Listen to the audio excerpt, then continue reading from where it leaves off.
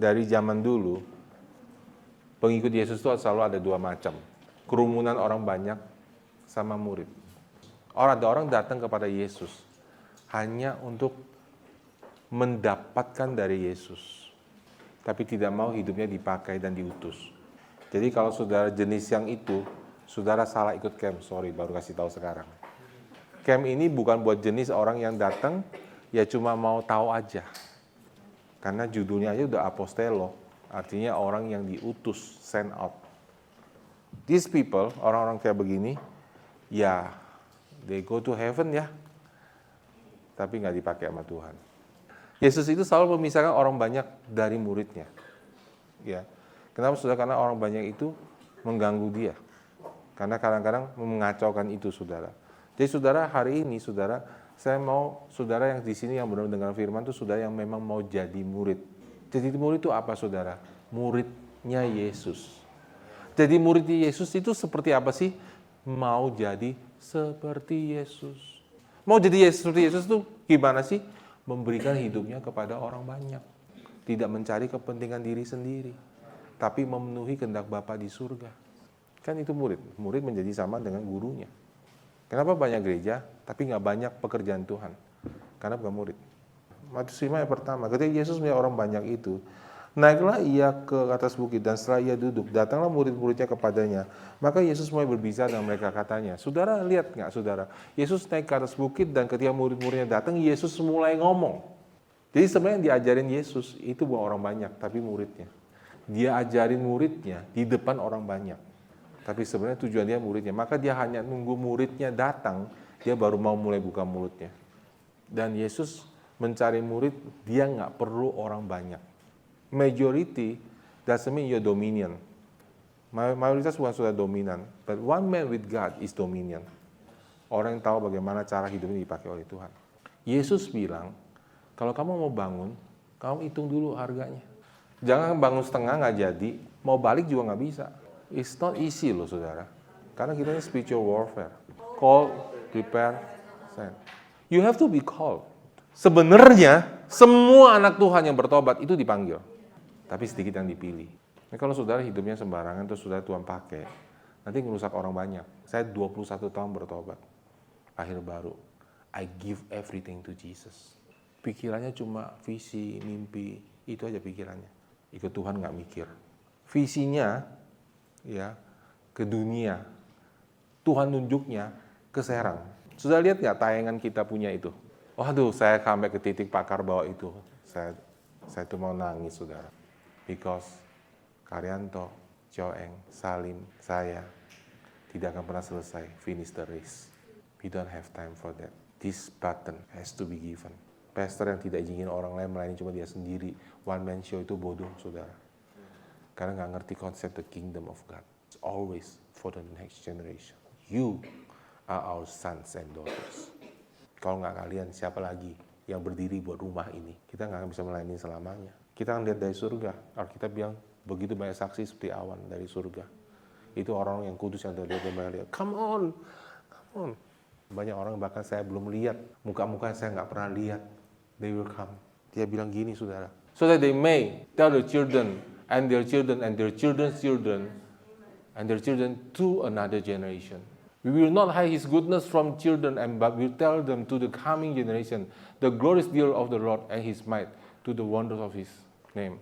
That is recorded for generation to come, so that a people that are yet to be created. Praise the Lord. There are people now not even born will take our vision. That's why we have to write down. Ada yang bahkan nggak akan kenal pastor. They don't know. They just hear the story. They will continue to work. Tanpa begitu, saudara, Yesus tidak akan datang kedua kali. I just tell you. Itu orang bilang Yesus akan datang kedua kali karena no. Sebelum gereja masuk ke tempat di mana dia kemuliaannya, baru Yesus bisa datang kedua kali. Kalau dunia tambah gelap, sebenarnya dari dulu juga begitu aja. Cuma gelapnya seperti tambah gelap. Sebenarnya LGBT dari dulu sudah ada, Sodom Gomora udah ada. Masalahnya bukan kegelapannya, masalahnya terangnya di mana. Yesus, kalau dia mau bekerja, dia butuh a people, dia butuh orang. Makanya saudara, dia panggil Abraham. Sudah bayangin ya, Yesus mau bekerja. Dia itu kenapa sudah saat Adam jatuh ke dalam dosa, saudara? 4,000 years baru datang. 2,000 years after Abraham. Because dia perlu siapin landasan orang yang ngerti firman. Dia perlu a people, dia perlu a culture. Dia perlu orang yang setia, maka dia pilih Abraham. Dia uji, dia coba. Harus orang yang setia yang bisa carry his vision, not your own vision. Sebelum dia memberikan urapan, hikmat, dan pengertian kepada orang ini, dia harus tes. Berapa orang nggak bawa itu ke generasi berikutnya? Saya, Pak Kar, Pak Arthur, adalah dari generasi yang sudah terjadi revival tapi berhenti, patah. Karena nggak ngerti. Dari 1 orang, 1.000 orang ya, yang di Jogja ya. Kemana semua orang itu sekarang? Anak muda itu kemana semua sekarang? Where are they? Jangan-jangan jadi orang dunia lagi. Lebih pahit sama gereja. Jadi saudara, sebelum sudah send out, sebelum sudah ambil visi, you have to know you will pay the price. Kita ini larinya jauh. Jadi sudah kita ini estafet dan maraton. Karena Pak Kar larinya dari muda sampai tua. This is not joke, saudara. Pak Kar ikut Tuhan umur berapa, Pak Kar? 19 tahun ikut Tuhan. 30 tahun. Bawa tongkat api itu. When I meet him, ketika saya ketemu dia itu on fire. Gereja di Serang, ibadah di Jakarta. Naik bus 1 jam. Minggu ke Jakarta, ibadah. Rabu ke Jakarta doa. Gila punya saudara, naik bus bahasa roh. 1 jam. Udah menikah, saudara. Masih ngelayanin Tuhan. Nggak berubah. Istrinya, temen dia pelayanan. The fire never dies. He is as strong, as good, as 30 years ago. Even better. Ini saudara, kita itu generational. Kita ini waves itu generational. Jadi wave camp, ya isinya saudara terus. Kita lihat di Hakim-Hakim 7 ayat kedua. Berfirmanlah Tuhan kepada Gideon, terlalu banyak rakyat yang bersama dengan engkau. Dari itu yang kuhendaki untuk menyerahkan orang Midian ke dalam tangan mereka. Jangan-jangan orang Israel memegahkan diri di hadapan aku. Saya berkata, tanganku sendiri yang menyelamatkan aku. Maka sekarang serukan kepada rakyat demikian. Siapa yang takut dan gentar, biarlah ia pulang, enyah dari pegunungan. Lalu pulanglah 22.000 orang dari rakyat itu. Dan tinggallah 10.000 orang.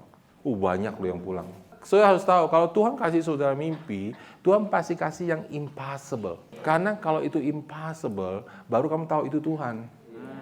Kalau possible, nanti kamu nyangka gara-gara aku pinter. Selalu polanya begitu. Kenapa sih Petrus itu menjala sepanjang malam dan tidak dapat apa-apa? Kayaknya Tuhan tuh kayak kita tuh mesti habisin dulu usaha manusia kita, baru dia turun. Kenapa sih merintis gereja nggak jadi-jadi? Akhirnya nyerah, saudara. Udah disiapkan tuh hari peperangan. Pas hari peperangan, Tuhan yang beri kemenangan. But Tuhan mau kamu kayak, you have to try. You have to prepare. Do everything. Tapi when the day come, it doesn't matter. Apa hubungannya?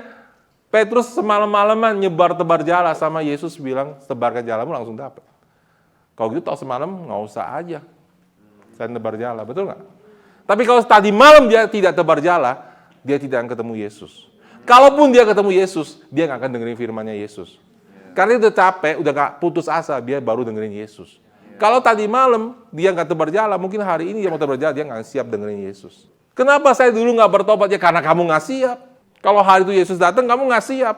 But this is the day Tuhan ngelawat kita. Kalau Tuhan bergerak 30 tahun lalu, saya dan Pak Arthur nggak siap.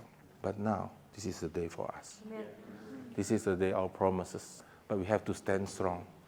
Tetap jaga tanganmu, jangan lemah pada hari itu. See, you don't know today. Kita pikir hari itu revivalnya. It's not that day, it's today. Lukas 14, ayat ke-16. Tetapi Yesus berkata kepada mereka, ada seorang mengadakan perjamuan besar dan ia mengundang orang banyak. Menjelang perjamuan, dimulai ayat 17, ia menyuruh hambanya mengatakan kepada undangan, marilah, sebab segala sesuatu sudah siap, revival sudah siap. Sudah jangan pikir saudara kalau dipanggil Yesus, saudara akan langsung ikut. Belum tentu, not everybody. Tapi mereka bersama-sama minta maaf. Sorry Tuhan, sorry. Aku nggak bisa datang karena aku baru beli dadang, aku melihatnya, aku minta sorry, dimaafkan. Saya punya bisnis, Tuhan. Sorry, aku nggak bisa ikut. Aku nggak bisa kerja hari ini. Aku masih punya keluarga, aku mau beresin. Yang lain berkata, aku beli 5 lembu kebiri dan aku harus mencobanya. Aku minta dimaafkan. Sorry, sama bisnis juga. Yang lain lagi, sorry baru married. Saya baru nikah, nggak bisa datang. Dan mereka ini nggak bohong. Jadi nanti, saudara, dalam hidup saudara, banyak kesibukan. Harus ngurus anak, harus cari uang. And then tiba-tiba, Roh Kudus datang. Now is the time. Sorry Tuhan, nggak bisa. Sorry juga, emang Tuhan nggak bisa pakai. So think. sebelum saudara take decision. Saudara tahu waktu istri Lot, dia berjalan ninggalin Sodom dan Gomora. Tuhan masih mengasihi dia. Lot itu dari awal udah bikin salah. Dan saudara, Lot tuh tahu itu salah. Itu tempat LGBT+. Laki-laki mau memperkosa laki-laki. Mereka mau memperkosa malaikatnya, dikasih cewek nggak mau cowok. Udah kacau banget. Tapi kenapa Lot yang dulu di situ, terus ditawan karena larinya kalah, selesai dibebasin Abraham balik ke sana. Karena uang, hatinya tertanam di situ. Di mana hatimu tertanam, engkau nggak bisa pergi di situ. Kalau hatimu nggak untuk Yesus, sudah kan pergi dari Yesus suatu hari. Jadi Lot dipanggil keluar, dipesan jangan lihat ke belakang. Istrinya Lot nggak tahan, dia nengok ke belakang. Belakang kan api ya, malapetaka di belakang. Jadi dia bukan nengok untuk lihat malapetakanya. Aduh, tokoku kebakar, uangku di situ belum sempat bawa keluar, malam-malam mendatang. Mana sempat bawa uang. Semua usahaku sekian tahun habis ludes. Hatinya masih di Sodom. Habis saya ikut Tuhan. Kita ini selain pelari estafet, kita juga pelari maraton. Karena Tuhan cari orang setia. Kalau sudah lari jauh, sudah nggak bisa bawa burden. You have to take away every burden. Maka Yesus bilang waktu aku utus ke satu kota, jangan bawa tempat uang 2, jangan bawa jubah luar 2, sendal 1 aja. Don't bring anything. Ya, saudara nih, saya kasih tahu ya zaman sekarang, zaman dulu juga sih. Kalau saudara dipanggil, nih pasti mikirnya gini, karirku belum jadi, aku belum nikah, nanti nikah sama siapa? Kalau ke Afrika nikah sama siapa? Ya kan? Sudah mikir itu, nanti karirku belum jadi apa? You cannot follow Jesus, I'm so sorry. Saya cuma mau jujur sama saudara, nggak bisa. Nanti tengah jalan berhenti kecewa. Nanti ikut Yesus, nggak ada jemaat, nggak diberkatin, nggak ada ini, kecewa loh. Nanti nggak ada yang ngurusin saudara. Sudah misionaris, nggak ada yang perhatiin, sudah kecewa. Because if you want to go, ya walaupun saudara pastor di sini baik-baik, pastor saudari semua orang tua rohani yang pasti care sama saudara. Tapi kita ini masih manusia. There's a point di mana pasti Tuhan bawa, there will be a point in your life. Dengar saudara, if God loves you, because He wants to bless you, and if He want to bless you, He baru bisa berkati saudara if you depend on Him only and only. Tadi pagi kan kita saat teduh, apa sih kita belajar? Tadi pagi waktu saat teduh tuh, kita tuh belajar how to yield. Nyerah, bukan dipegang. Jadi fight-nya tuh harus bagaimana berserah sama Tuhan, nggak bisa nyerah-nyerah ini. Mikirin masalah tuh dipikirin, dibawain gitu kan. Yesus bilang kamu khawatir sehari cukup sehari kan. Kita mikirin ya kan, sampai rambut jadi putih. Dan sudah mikirin dan juga nggak bisa nyelesain juga, sebenarnya sudah nggak bisa rubah apa-apa. You hold that, sudah nggak bisa ngerasain the presence of God. Jadi sudah harus lepasin. Karena itu sudah nggak bisa kontrol. Sudah bukan Tuhan. Diam dan ketahui akulah Tuhan. No, I'm your God. I'm in control. Jangan takut ketinggalan, takut nggak ketemu Tuhan. If your presence, ada satu lagu yang saya bucinya suka banget. If your presence doesn't go with us, Lord, we don't want to leave this place. Kalau hadirat nggak nyertai kita nggak mau pergi. The most dangerous place ada di mana tidak ada hadirat Tuhan. Kalau saudara masuk ke kandang singa, tapi ada Tuhan di situ, biarin aja. Sekalipun aku berjalan dalam lembah kematian, tanganmu, gadamu dan tongkatmu menyertai aku.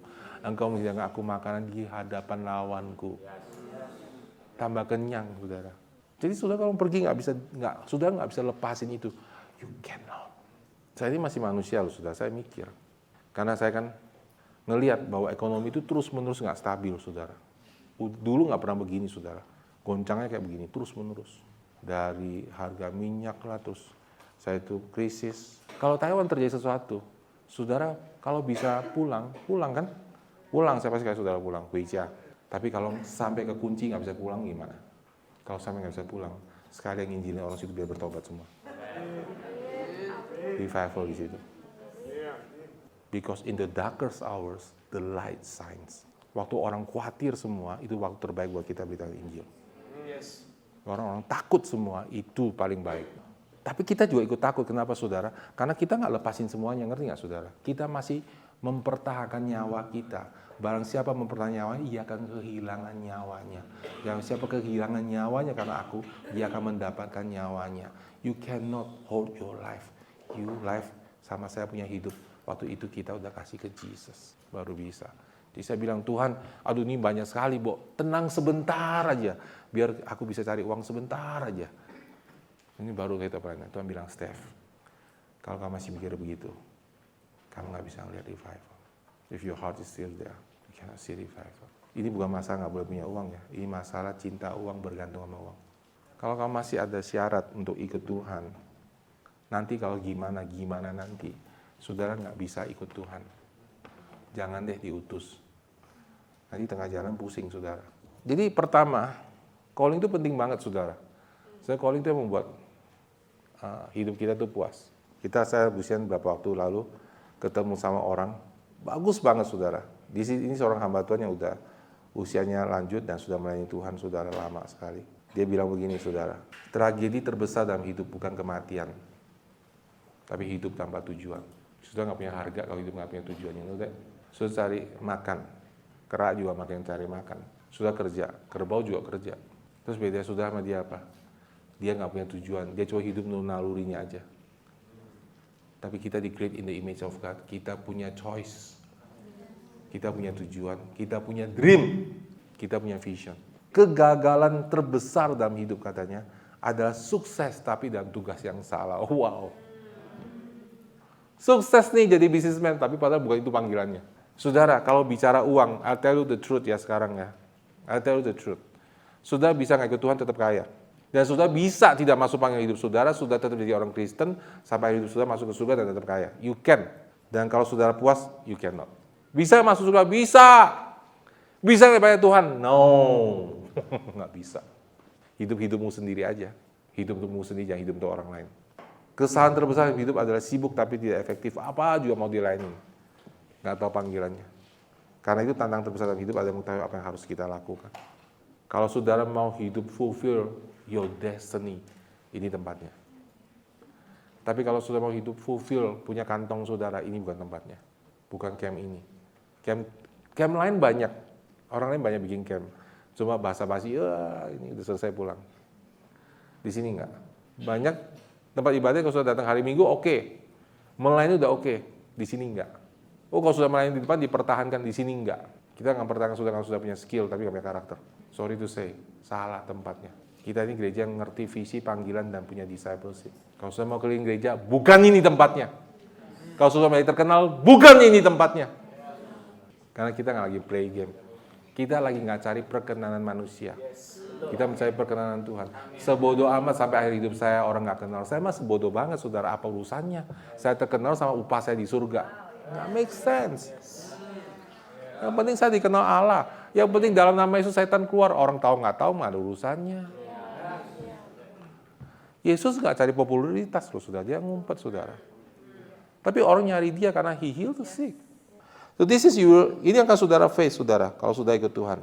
Pertama, saya kasih tahu dulu. Akan terjadi penganiayaan.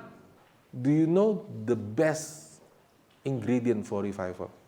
Persecution, penganiayaan. That's the best ingredient. Jadi orang tuh gitu. Fokusnya sama Tuhan semua. Coba naik pesawat ya. Saudara-saudara, pesawat kita lagi tenggelam nih, mau jatuh. Sudah berdiri. Barang siapa mau percaya Tuhan, angkat tangan, saya doain. 90% kali. Teman saya, dia suatu saat karena kesalahan orang lain ya, dia ditahan, sudah masuk ke penjara. Waktu di penjara, saudara, orang-orang situ haus, saudara. Satu orang datang ke dia punya kamar, dia punya sel, dia minta didoain. Besok semua tahu di pendeta antri, saudara. People begitu gampang bertobat, terima Yesus. Karena mereka di penjara. Mereka lihat the darkness. See, the people of this world, mereka tidak bisa bertobat. They cannot see the darkness. So, that's why, saudara, penganiayaan itu datang because the love of God. Karena Tuhan nggak mau orang itu binasa selamanya. Saudara kalau belum ninggalin semua, pasti nggak mau penganiayaan. Kecuali saudara memang udah nggak punya, hatinya udah nggak di dunia ini. Jadi apa juga nggak peduli, yang penting kerajaan Allah diperlebar. Jadi kalau nggak kasih 100% sama Yesus, nggak bisa, saudara. Baru saudara di gereja ngalami kepahitan, gue mau keluar gereja karena dia bikin pahit. Padahal kemarin jatuh di situ di lawat Tuhan. Terus pahit gitu. Gimana sih? Emang sudah di dunia itu nggak pahit? Di dunia lebih pahit lagi loh.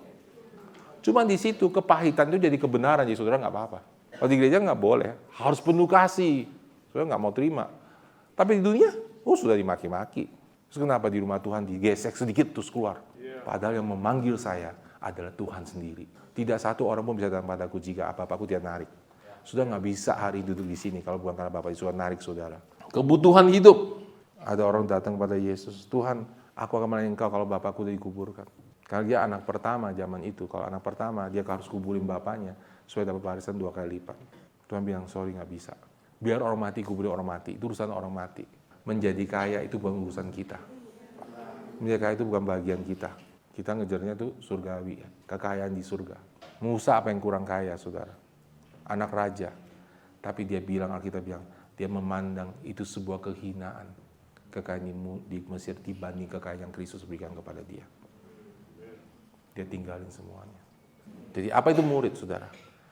Murid orang yang satu memberikan seluruh hidupnya untuk Yesus. Di mana Yesus bertata dalam hatinya sebagai raja. Dan murid itu bayar harga mau ikut. Dia apa yang juga mau. Yang penting dapat Yesus. Filipi 3 ayat 13. Saudara-saudaraku, aku sendiri tidak menganggap bahwa aku telah menangkapnya, tapi ini yang aku lakukan. Aku melupakan apa yang di belakangku dan mengarahkan diriku kepada apa yang ada depanku. Dan berlari-lari untuk mengejar pada tujuan memperoleh hadiah itu apa, saudara? Panggilan surgawi dari Allah dalam Kristus Yesus. Dia buang semuanya untuk mengejar Allah. Ada satu orang Alkitab bilang, dia temukan sebuah mutiara di tanah itu. Dia dapat 1 butir kebenaran. Itu saya, saudara. Saya dapetin 1 butir kebenaran. Saya dapat bahasa roh sendiri waktu di rumah. 1 kali saya ngalamin Tuhan. Saya jual semua tujuan hidup saya untuk membeli seluruh tanah itu. Karena, kenapa saudara? Karena di tanah itu masih banyak mutiara. Berapa hari yang lalu, berapa minggu yang lalu, 2 minggu lalu ya. Saya pulang ke rumah orang tua saya, masuk ke kamar saya, tempat saya berdoa dulu. Udah banyak barang di situ. Saya duduk di situ. Saya termenung, sudah ingat. 30 tahun yang lalu lebih. Saya doa di kamar itu. Ketakutan. Orang tua saya nganiaya saya. Saya nggak bisa ke gereja. Sendirian di kamar itu berdoa. Dan nggak tahu. Saya ngeliat semua hamba Tuhan itu begitu besar. Saya nggak tahu Tuhan akan bisa pakai saya nggak. Saya itu begitu penakut. I don't think God can use me. Dan saya berdoa di kamar itu. Tiap hari saya doa. Saya duduk di situ, saudara. Saya bayangin saya 30 tahun yang lalu. Andai kata 30 tahun lalu saya tahu hari ini kayak begini, saya nggak takut. It's amazing. Ini saudara, hari ini saudara dalam mimpi saya. Ini nggak mungkin saya lihat. It's crazy, saudara. Gereja penuh anak muda. It was impossible of impossible. Nggak ada yang ngurusin saya, nggak ada yang ngurutin saya. Nggak ada yang perhatiin saya, nggak ada yang follow up saya. In that room, only me and God. And I was praying. Tuhan tolong pakai saya.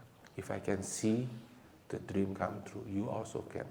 Waktu papa saya nanya sama saya, ini saya memang dulu, kan namanya orang baru bertobat berapi-api kan, jadi kurang berhikmat, yes gitu saudara ya. Kamu anak papa apa anak Tuhan? Anak Tuhan. Keluar saya dari rumah, saudara. Kalau sekarang jangan gitu, anak papa, Tuhan yang kasih. Tapi waktu saya keluar, saudara, gemeteran, saudara, ketakutan, nggak punya uang, nggak punya penghasilan, cari kos, uang di kantong cuma bisa buat kos sebulan kali. Persembahan, waktu itu Tuhan nggak suruh saya kasih. Sekarang saya dulu saya nggak ngerti, kalau semua kasih saya kasih semuanya. Saya punya tabung kasih semuanya. Bodoh nggak bodoh, nyesel nggak enggak. Kalau bodoh buat Tuhan tuh nggak apa-apa, Tuhan juga bisa kembali, tenang aja.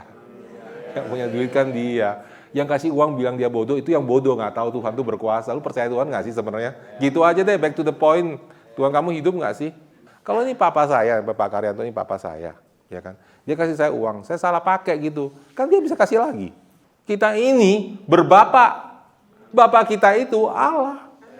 Tahu nggak sudah punya bapak? Somebody cares about your life, but you have to learn to trust Him. Pasin semuanya, baru bisa. Kalau nggak, mimpimu nggak sampai. Saya sama Bu Sia nih, saudara, kita berdua nih tengah jalan itu, saudara ya, pastornya ninggalin kita nggak tahu apa-apa, nggak diurusin. Kita berdua ke Serang, mau mati ya matilah di situ. Gimana masa depan, gimana anak kita, nggak mikirin. Masalahnya apa, saudara? Masalahnya, sudah tahu kenapa saya nggak mikirin? Karena masalahnya Tuhan beserta saya. Waktu di situ berbuah banyak, cepet banget, tang, Tuhan bukan pintu. Tuhan lagi ada di situ. Saya nggak mau pergi di mana Tuhan ada di situ. Nah, saya main di Jakarta, di Serpong, nggak berbuah. Begitu sampai situ, berasa hadirat Tuhannya. Walaupun secara logika, this is not your dream, but God is there. Kedua, Terus dia bilang di Gideon, ya ayat ke-5, Tuhan bilang masih kebanyakan tuh sisanya tuh, puluhan ribu orang.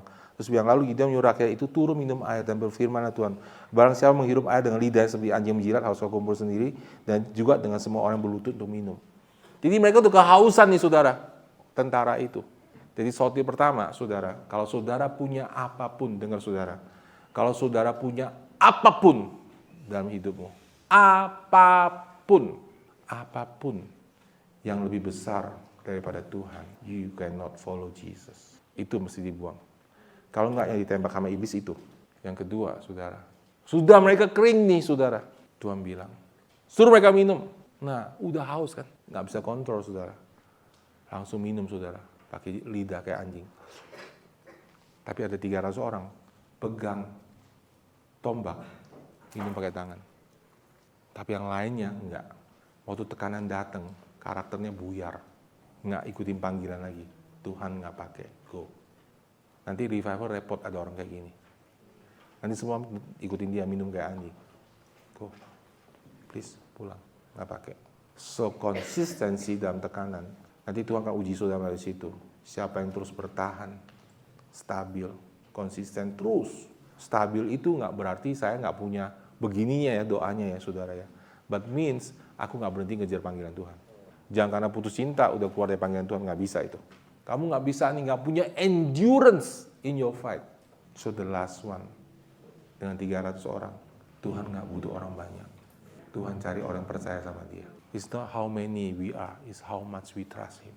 Memang saya juga males kalau orang kita bisa buka, ayo ke gereja kita sedia makan seperti ini, tapi saya males banget yang datangnya kalau orang-orang pada nggak benar-benar nyari Tuhan. Forget it. This is not the place. This is the place we want to see the glory of God revival. Jadi jangan salah tempat ya. Karena iblis lagi berusaha merubah gereja jadi orang terkenal ke gereja itu. Orang sekarang, oh saya ke gereja itu ada artis, ada ini. What? Kok jadi begitu? Setahu saya orang ke gereja kan ada Yesus. Kok sekarang jadi ada artis? Kita di sini, our enemy itu the power of darkness. Nggak ada urusan menjadi terkenal, kita urusannya menyelamatkan jiwa. Yang pemadam kebakaran itu jadi terkenal? Nggak ada. Dia nyelamatin jiwa. That's all calling. So if you can lay down there, kalau kamu berani, dan Tuhan, I'm called by you. Sudah gue ikut Tuhan. Sudah baru siap. Baru kita akan doain. Baru apostelo sudah akan diutus. Tapi saudara bisa alone loh. Saya kasih tahu dulu. Jangan pikir pastor. Nah saya udah bilang, everyone yang Tuhan sayang, saudara, itu akan melewati masa di mana dia akan ngalamin dia harus sendiri sama Tuhan. Dengerin baik-baik ada saya. You have your own pit. Even though I love you, saya nggak bisa tolong. Ada aja. Itu yang paling nyata itu Kenneth, saudara. Papanya love him very much, care about him. Tapi at the point, sekarang aku tanya, sekarang kamu sebagai papa, kamu nggak care tuh gimana sih? Nggak mungkin kan? You cannot. Kalau Kenneth ada di Taiwan, ya papanya datang. Walaupun karena susah juga papanya datang. Kan saya nggak bisa bilang, papa nggak mau datang, bergantung sama Tuhan. Kepahitan nanti sama Tuhan. Nggak mungkin kan? Papa minta duit, papa nggak mau kasih. Percaya sama Tuhan. Susah banget kan posisinya. Tapi saudara dengar, kalau saudara mau ngejar calling saudara, kalau saudara terus berbahasa roh seperti yang saya ajarin kemarin, kalau sudah berbahasa roh, sudah mengizinkan tangan Tuhan itu bekerja. Dan kalau sudah lakukan itu saudara, Tuhan akan bekerja aja, somehow it will come. Jadi waktu itu sudah pandemik datang saudara, he's alone, tiba-tiba alone. Papanya nggak bisa nolong. Di situ dia breakthrough. Jadi saudara walaupun sudah punya pastor, saudara alone. Mau ayatnya? Gampang. Yusuf masuk ke sumur, ke Mesir sendirian. Musa sebagai Tuhan ke padang gurun. Daud menggelar kambing dombanya sendirian. Semua hamba Tuhan yang Tuhan mau pakai sendirian. Entah dengan sengaja nggak sengaja. Jadi dengan ngerti nggak saudara? Ngerti nggak? Jadi kalau kamu sendirian, jangan kepahitan. Cari Tuhan. Because that's the moment God gave you for you to be alone with God. Waktu saya baru bertobat, saya nggak ngerti, nggak ada yang bimbing saya, saudara. Saya nggak boleh ke gereja sama orang tua saya. Saya kesel banget. Saya cuma minta ke gereja, saudara. 1 hari aja, hari Minggu, mereka nggak kasih. And for about 4 months saya bertobat sebelum saya diusir, saudara. 4 months saya di rumah. Sudah, itu saya kalau beli Alkitab, mama saya ambil. Saya beli lagi, diambil lagi. Saya pergi ke Baktian, saudara, ya. Dulu di Sudirman, itu nggak ada uang. Saya punya cuma uang 1 jalan, dan rumah saya itu di Jelambar, saudara. Dan kalau saya ke sana, saya cuma punya 1 jalan. Saya jalan kaki dari Jelambar sampai Sudirman, itu Baktian. Pulang naik bus. Saya nggak ngerti sih sebenarnya kalau orang, bukannya nggak ngerti, saya nggak ngerti orang ninggalin Tuhan karena disakitin di gereja. Itu sebenarnya kalau saya nggak ngerti. Kemuliaan Tuhan yang begitu besar, dibandingin manusia biasa nyakitin saya, itu saya ninggalin gereja, nggak make sense banget. Kamu sembuh dari sakit kamu yang nggak bisa sembuh, terus keluar gereja karena orang nyakitin kamu, nggak make sense. Karena jelas yang nyembuhkan saya bukan orang lain, kan Tuhan. Kalau sudah siap, begitu, sudah baru bisa, apostel, count the price.